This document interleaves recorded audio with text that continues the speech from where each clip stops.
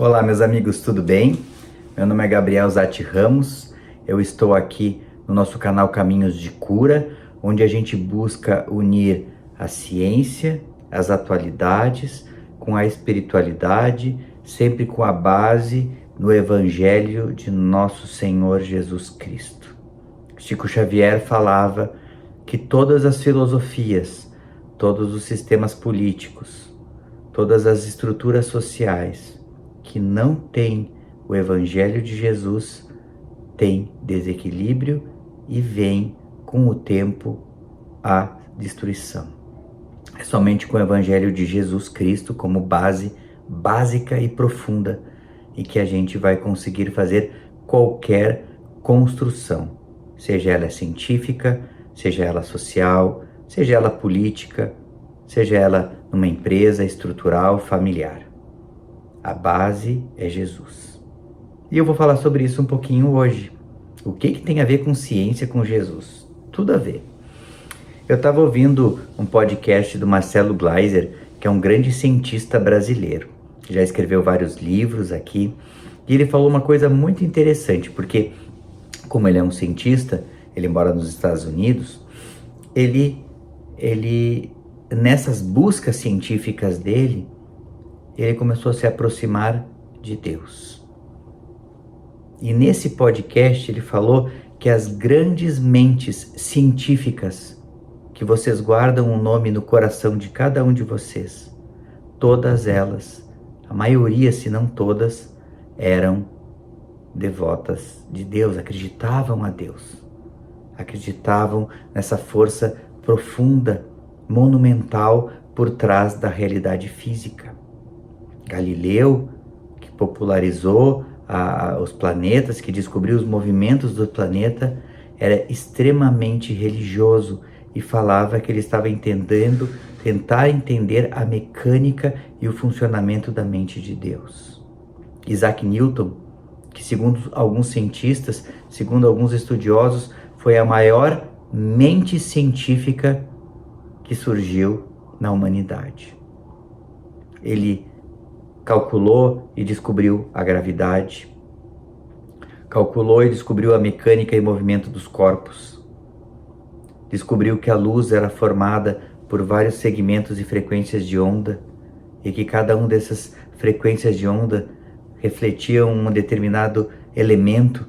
Graças aos estudos de Newton, a astronomia pode existir.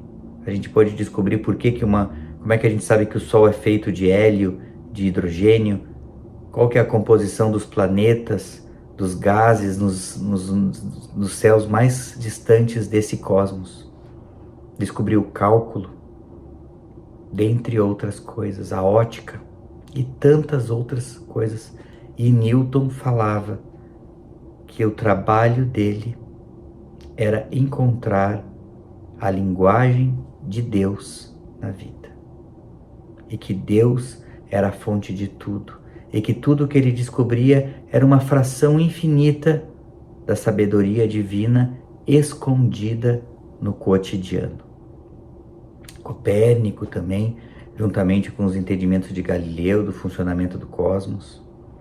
Outra pessoa muito importante, que foi um estudioso dos planetas e das mecânicas celestes, Giordano Bruno. Giordano Bruno, ele estudava muito essa parte junto com, até antes de Galileu, da parte dos movimentos celestes. E uma vez ele teve um sonho. Neste sonho, antigamente, no mundo medieval, eles achavam que o céu era uma abóbada, um tecido, e que tinha uns furos nesse tecido, e esses furos eram as estrelas. E essa abóbada estava acima da terra poucos quilômetros, e o céu estava ali, e ali estava Jesus e Deus, naquela mecânica e naquelas engrenagens que fazia o Sol, a Lua e os planetas girarem. E uma vez ele sonhou e viu aquele tecido com as estrelas, e ele viu que tinha um tecido rasgado, que uma parte daquele tecido do céu estava rasgado. E ele pegou aquele tecido e ele levantou. E quando ele levantou, ele viu galáxias, planetas infinitos, sóis, e ele conseguiu ver a expansão do universo. E ele começou a ouvir a voz de Deus dizendo que esse universo era habitado infinitamente por estrelas que tinham planetas, que tinham vida, e que tudo isso era Deus, não só esse nosso planeta pequenininho. Aquele sonho foi tão profundo, tão revelador, que é o sonho de Giordano Bruno. Se vocês puderem buscar na internet sobre isso, buscarem conhecer mais sobre isso, vocês vão ver como Deus intervém às vezes nas mentes científicas para dar os saltos quânticos e os saltos que a gente precisa para evoluir neste planeta. E a partir daquele sentimento profundo de que a Terra não era o centro do universo, que na verdade a gente era um planetinha que estava circulando uma estrela pequena dentro de uma galáxia, dentro de milhões e bilhões de galáxias, dentro de universos infinitos. Isso sim, ele foi queimado vivo pela igreja medieval por defender que essa fé. E ele falava, descobrir esses mundos infinitos e a vida infinita não diminui Deus, aumenta a grandiosidade da divindade. E é isso que a ciência tem que entender, que quanto mais a gente pesquisa, mais a gente busca, Deus vai sendo encontrado nos meandros da matéria. Einstein, uma das grandes mentes científicas, era extremamente religioso. E ele falava que a evolução científica não podia acontecer sem a evolução moral. Sem a evolução moral, a ciência ela se torna uma faca violenta que corta tudo e todos. Ela se torna um monstro sem olhos, com 1000 bocas que destroem tudo e a todos, como nós podemos ver no desenvolvimento armamentista que aconteceu no final da Segunda Guerra Mundial e com a Guerra Fria. A ciência tem que estar atrelada à moralidade, e a moralidade, como repetindo Chico Xavier, se nós não temos a base de nosso Senhor Jesus na estrutura e na fábrica social do conhecimento da divindade, e entender que o que a gente faz aqui é um reflexo do entendimento dessa divindade, a nossa ciência ela é falha e ela vai levar à destruição e ao desequilíbrio. Outro grande cientista que eu gosto de falar muito foi o Pasteur. Pasteur descobriu a pasteurização, descobriu que os alimentos, quando ficavam parados, as bactérias cresciam e destruíam e estragavam os alimentos. Naquela época, milhões, milhares de pessoas morriam intoxicadas por alimentos. As crianças, a mortalidade infantil era gigantesca, o saneamento básico era precário. E através desse entendimento do processo da pasteurização, que é o aquecimento e depois o esfriamento dos alimentos, ele percebeu que isso causava uma parada no processo de degradação alimentar e do leite. Até hoje nós temos os famosos leites pasteurizados. A partir do processo do Pasteur foram criados outros métodos, que é o método UHT, que vem do inglês Ultra High Temperature, que é o que a gente tem nos leites de caixinha, ou que a gente consegue às vezes armazenar esse leite que duraria 1, 2 dias, armazenar por 3, 4, 5 meses. A gente critica muito esses processos científicos atualmente, mas a gente não sabe quantas vidas foram salvas. Pasteur, que fez tudo isso, que foi um grande estudioso francês e um cientista, ele falava uma frase que eu guardo no meu coração e que eu acho que é a base para todos aqueles que estão estudando o Evangelho, que estão estudando a ciência nas mais diferentes linhas. Quem tem pouca ciência afasta-se de Deus. Quem tem muita ciência, quem estuda muito, se aproxima de Deus.